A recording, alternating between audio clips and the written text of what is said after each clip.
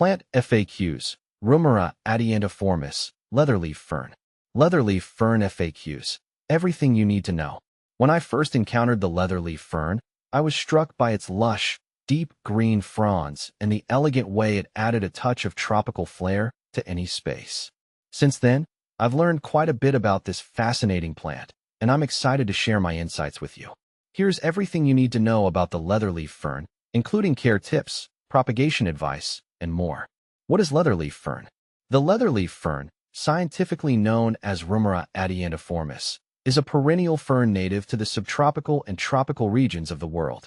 It's renowned for its glossy, leathery fronds that provide a striking contrast to other foliage. This plant is a favorite in floral arrangements and as an indoor plant because of its attractive appearance and ease of care. Is leatherleaf fern toxic to cats? One of the first questions I had was whether the leatherleaf fern is toxic to pets. Fortunately, it's not. Rumohra Adiantiformis is non-toxic to cats and dogs, making it a safe choice for pet owners who want to include a bit of greenery in their homes. Leatherleaf fern vase life. The leatherleaf fern is popular in floral arrangements due to its impressive vase life. When cut and placed in water, the fronds can last for several weeks, often retaining their vibrant color and texture for a significant period. This longevity makes it a staple for both professional florists and home decorators alike. How to grow leatherleaf fern. Leatherleaf fern care is relatively straightforward. It thrives in well-draining, moist soil with a slightly acidic to neutral pH. Here's a simple guide to get you started. Location. Choose a spot with bright, indirect light. Leatherleaf ferns can tolerate lower light conditions, but will grow more vigorously with adequate light. Watering. Keep the soil consistently moist, but not soggy. Water when the top inch of soil feels dry. Humidity. This fern loves humidity, so consider misting it regularly or placing it near a humidifier.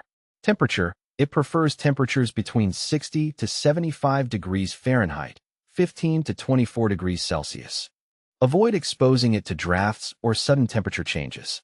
Feeding. Feed the fern with a balanced, water-soluble fertilizer every 4 to 6 weeks during the growing season, spring and summer. Pruning. Trim off any yellow or dead fronds to encourage new growth and maintain the plant's appearance. Leatherleaf fern facts. Leatherleaf ferns are often used in floral arrangements and as indoor houseplants due to their attractive foliage and resilience. They are also known for their ability to purify the air, making them a beneficial addition to any home. Leatherleaf fern propagation. Propagation of leatherleaf fern is usually done through division or spores. Here's how. Division. In spring or early summer, divide the plant by carefully separating the rhizomes into smaller sections, each with its own roots. Replant these sections into new pots or locations. Spores. Leatherleaf ferns also produce spores on the undersides of their fronds. Collect these spores and sow them on a tray of moist, sterile soil. Keep the soil consistently moist and in a warm location until the spores germinate. Leatherleaf fern seeds. While leatherleaf ferns can be grown from spores, seeds are less common. If you can find them, sow the seeds in a sterile seed-starting mix and keep them moist until they germinate. Leatherleaf fern size. Leatherleaf ferns typically grow to about 1 to 3 feet, 30 to 90 centimeters, in height and can spread out to a similar width. Their size can be influenced by the growing conditions and the container they're planted in. Leatherleaf fern growing season.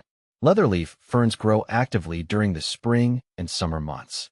During the fall and winter, their growth slows down, and they require less frequent watering and feeding. Leatherleaf fern pests and diseases.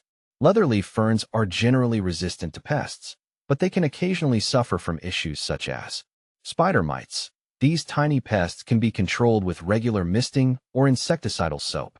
Fungal diseases. Ensure proper air circulation and avoid overwatering to prevent fungal infections. If problems arise, treat with a fungicide.